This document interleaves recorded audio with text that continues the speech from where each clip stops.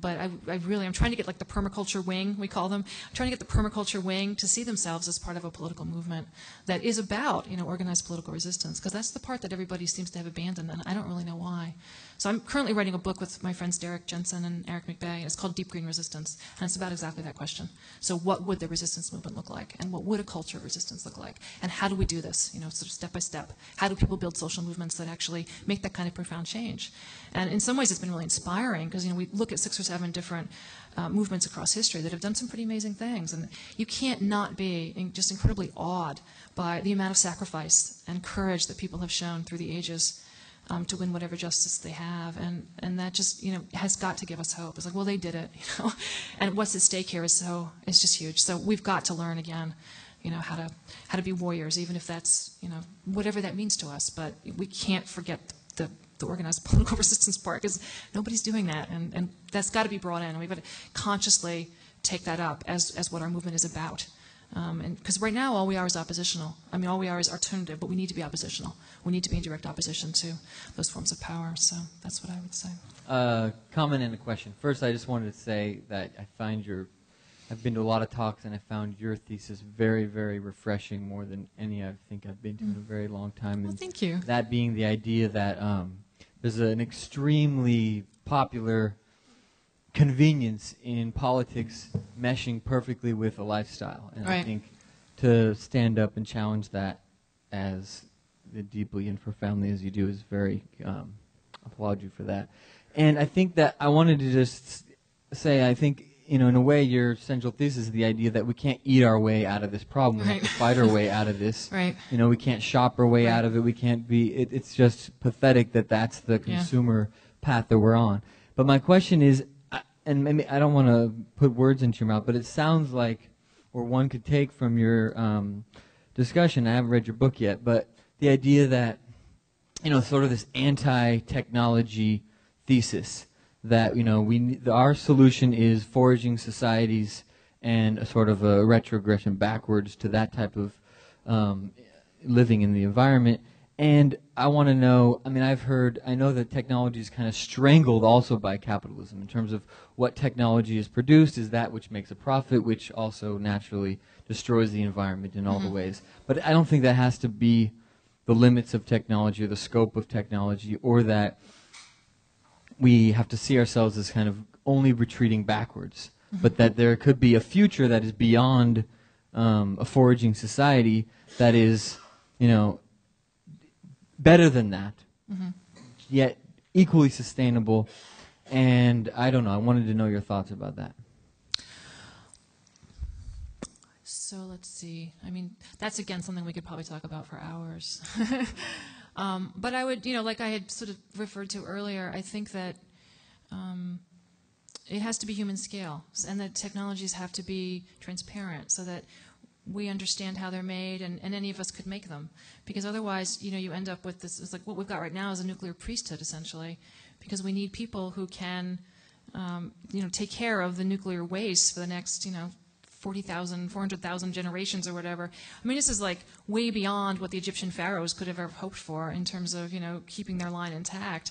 And that's what those kinds of hierarchical technologies do. And technology is not neutral. There's democratic technologies, and then there are technologies that will just increase the power of the powerful. I love passive solar because it's just the most democratic technology there could be. The sun shines on all of us, and all you have to do is learn how to capture it, and it's yours. And you can heat your house that way, you can heat your water that way, you can cook your food that way. What else do you need, really? And then you can compare that to technologies like nuclear or solar panels or whatever, where it's like, I don't know how to do that, and I can't learn to do it. There's no single individual who can do that. It's like it's going to require a vast number of resources. It's going to require mining. It's going to require all that transportation, and it's going to be toxic every step of the way. All those industrial processes are going to be toxic, and all of that, the embodied death inside those end product technologies, that has to be part of how we're deciding what we're going to use. But there very clearly are technologies that lean toward hierarchy versus ones that lean toward democracy. So I think that there's this sort of technological fundamentalism that is sort of part of this culture where we're not allowed to question the concept of technology, and I think we kind of have to at this point. I mean, I can't think of a technology that's been developed over the last 10,000 years that the planet would actually be happy about. I mean, it's all just been ways to destroy and ways to consume. There isn't one, you know. So, you know, if we're going to take the planet as having the final say, it's over. I mean, ask the salmon, ask the bison. It's like, get rid of it. We don't need it. All you've done is hurt us with it. So, if we're going to give them, you know, the final voice, then our technologies have to also be human scale, and they have to be about creating more life. I mean, a lot of times people will say, "Oh, well, you're against dams, but beavers build dams." So it's like, well, they build dams, sure. And you know what's behind a beaver dam? A wetland. It's the most species-dense habitat on the planet, and that's what beavers create when they make dams. When we create dams, deserts. That's what we leave behind. So, you know, it's not just a dam. What kind of dam? How are you making this dam? I mean, we could be creating wetlands again. We drained 80% of them in this country over the last 150 years. Well, let's make the real kind of dams like beavers. Bring the beaver back, let them do it, you know? That's a technology I could get behind. But you see what I'm saying? I mean, it's like we're allowed to question technology, you know, and we're allowed to abandon what's hurting our planet. I mean, what choice do we have in the end? I mean, we're either going to do it willingly or it will happen to us. You know, we've sort of reached that moment where we can take control of this, or, you know, there's just going to be some pretty ugly generations or two here. So, okay. And before you say your question, I have to tell you one thing, just because it's making me really happy. I got fan mail from Alice Walker. Yeah. My mother printed it out. She's carrying it around in her purse, and everywhere she goes, she's like, "You have to read this. This is my daughter's book." Anyway, go ahead. Apropos of nothing. Go ahead. This is sort of a counterpoint then. I was hoping you'd speak about world hunger. Sure. Okay, so the idea is, you know, it takes 18, this is going to take a few minutes. It takes, 18 pounds of grain to produce a pound of meat, and that's why we shouldn't do it, because all that grain should go to feed humans instead, hungry humans.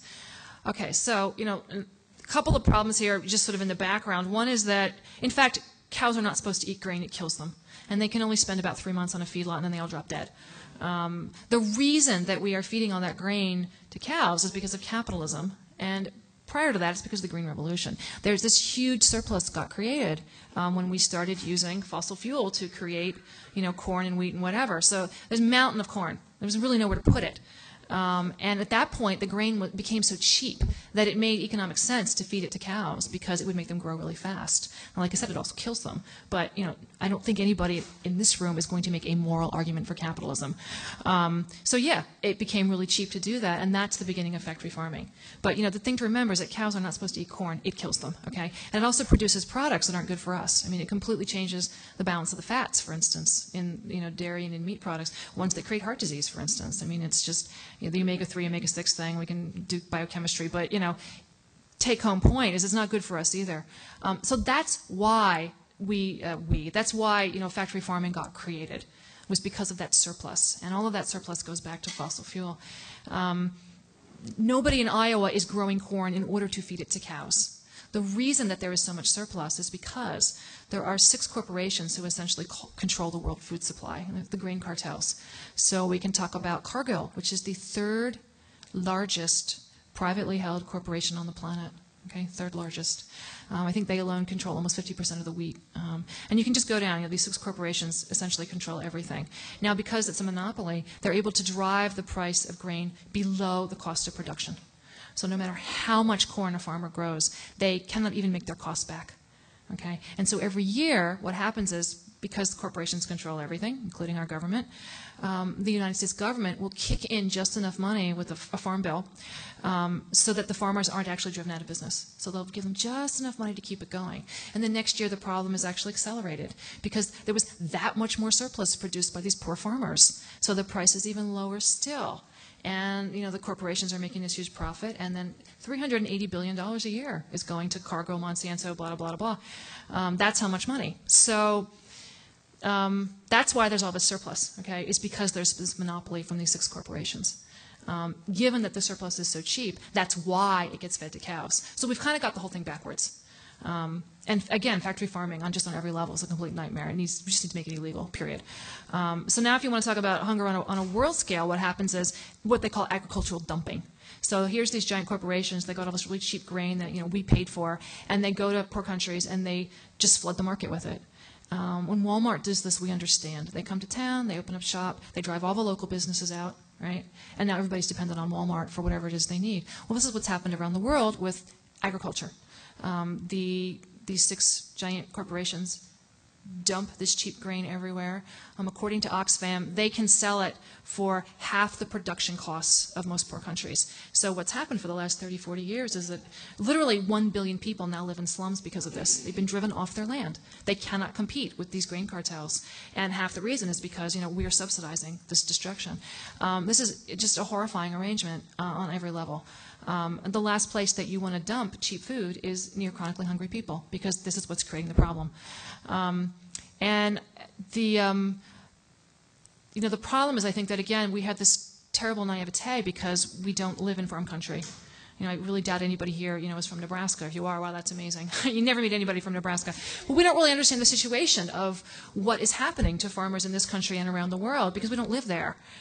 So we can make these statements about, like, world hunger. We don't understand what's creating it. It's these giant corporations that, have got control of the food supply, and they've driven the local farmers out of business so that the people there are now dependent on those same corporations. I mean, we used to call that imperialism. Now we call it globalization. Nobody calls it justice, right? And yet when it comes to food, this is the exact arrangement that somehow we are after. It doesn't actually make a lot of sense, and I just have to believe we haven't thought it through all the way. So, I mean, what those people need, over and over, you'll hear this from democracy activists and from, people fighting for food in those countries, is, please leave us alone. Your subsidies are killing our farmers. Because that's exactly what's happening. So they get driven off their land. They end up, in urban squalor. The best option is what? Make sneakers for Nike for 10 cents an hour. And with the pennies that you get, you can then buy your food from the United States. I mean, there's just no way that this is any kind of solution to either the problem of justice or world hunger. So, again, I think we've just sort of got this backward, not because our values are wrong, but we just don't understand the situation. So that's the world hunger talk. I guess on that happy note, we can go get snacks. All right, thank you.